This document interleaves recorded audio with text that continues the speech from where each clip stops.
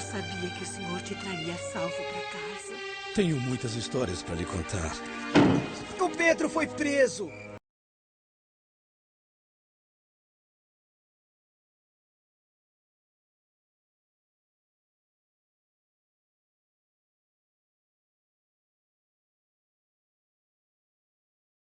Devia se envergonhar, Marcos.